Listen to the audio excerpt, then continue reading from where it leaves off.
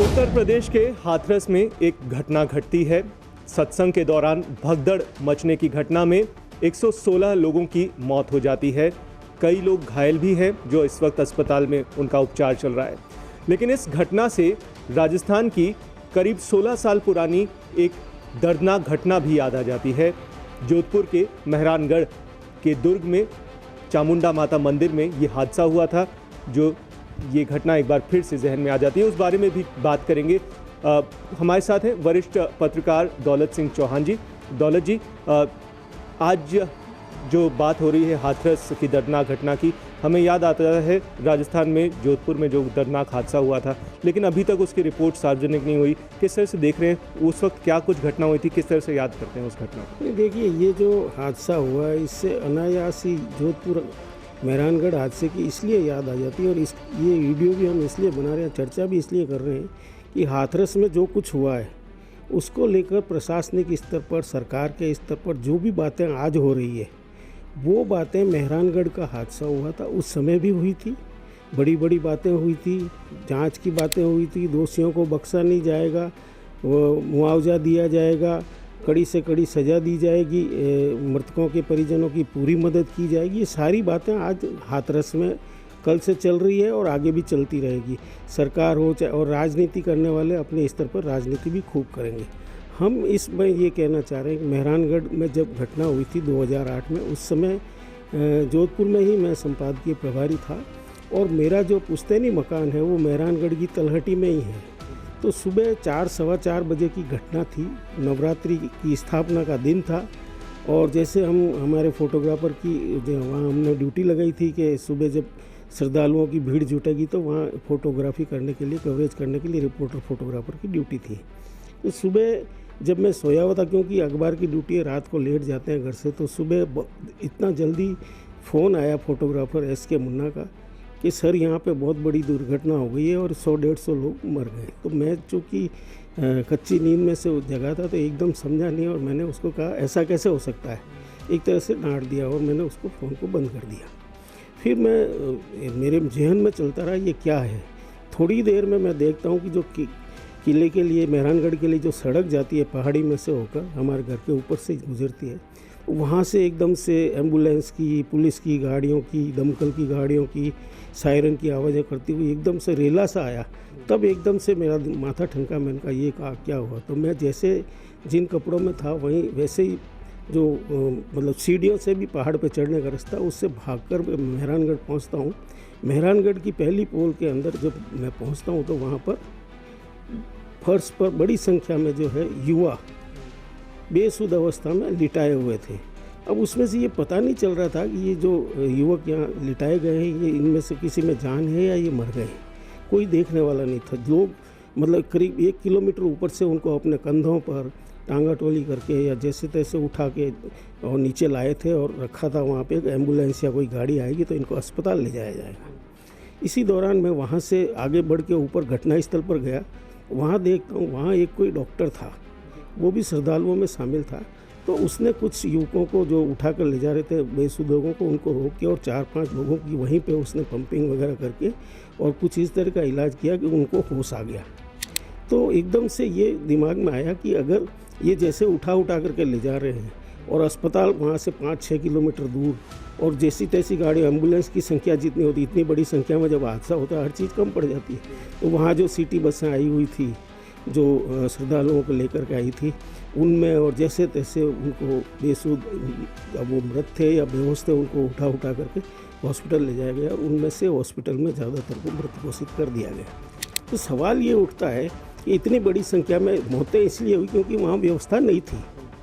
हाथरस में हम देखते हैं तो वहाँ की भी ये स्थिति है। वहाँ तो ये बताया जा रहा है कि जो आयोजक है और जो ये बाबा है, उनके जो भी कार्यक्रम होते हैं उनकी सारी व्यवस्था, वो कहते हैं हमको पुलिस की ज़रूरत नहीं है, हमारे वॉलंटियर सारी व्यवस्थाएं संभाल लेंगे। और उत्तर प्रदेश की सरकार ने उनके वॉलंटियर्स के भरोसे इतनी भीड़ को सौंप भी दिया। 80,000 लोगों की परमिशन देने के बावजूद वहाँ पुलिस नहीं। तो क्या होगा? अब आप इसमें चिकित्सक की या एम्बुलेंस की या इस तरह की तो कोई बात ही नहीं कर सकते।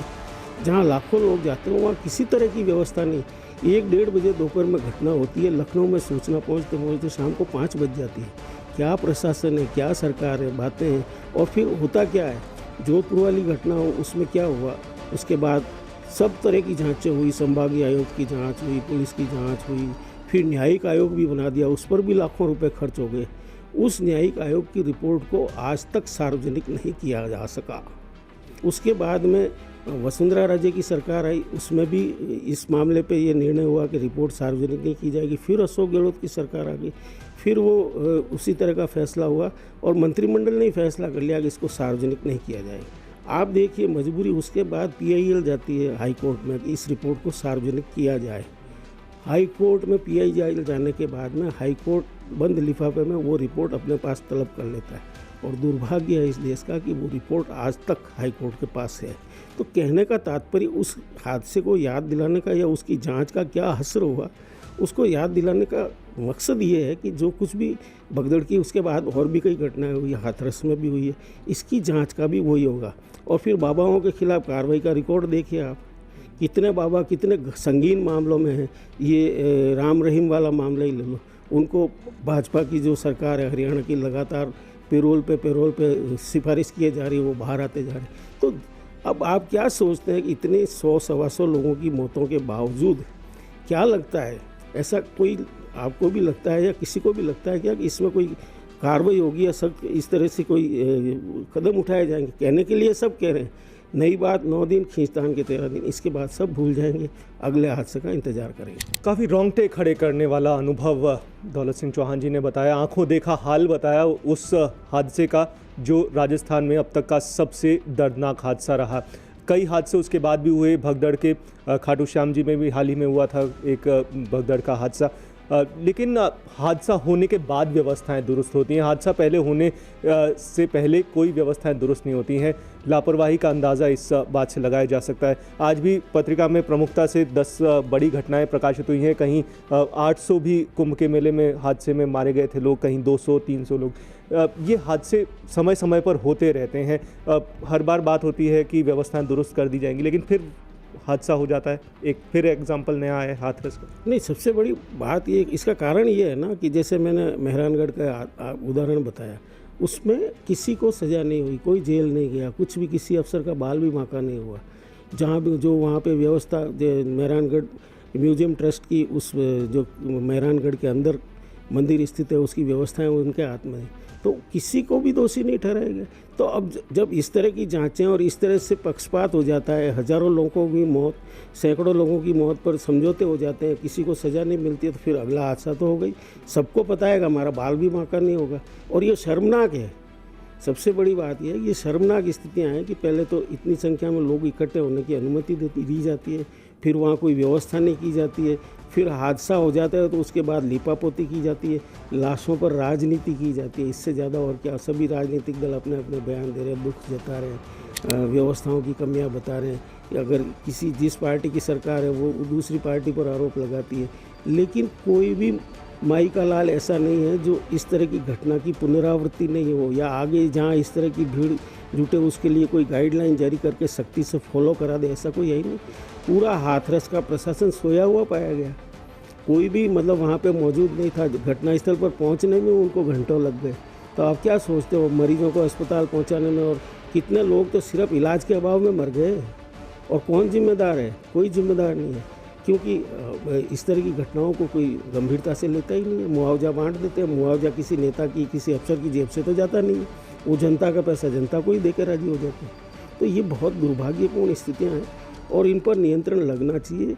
हमको तो लगता है कि जो अदालतें हैं उनको इस मामले में दखल करना चाहिए कि इस तरह की बार बार हो रही घटनाओं को कैसे रोका जा सकता है।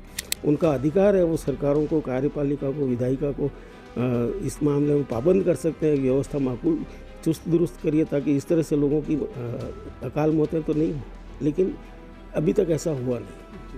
बहुत बहुत शुक्रिया आपका दौलत सिंह चौहान जी, आपने हमारे साथ बातचीत की और बताया कि मेहरानगढ़ में किस तरह का हादसा हुआ था और वो याद एक बार फिर से ताज़ा हो जाती है। बहरहाल हर बार की तरफ हाथरस मामले को लेकर भी सरकार ने जांच के आदेश दिए हैं, मुआवजा भी घोषित कर दिया है, कमेटियां भी बन गई हैं। देखना दिलचस्प रहेगा कि किस तरह से ये सरकार उत्तर प्रदेश की सरकार इस पूरे घटनाक्रम की जांच पड़ताल करती है और दोषी कौन रहता है, कहां पर लापरवाही हुई है, ये सब बातें सामने जल्द आ जाएंगी।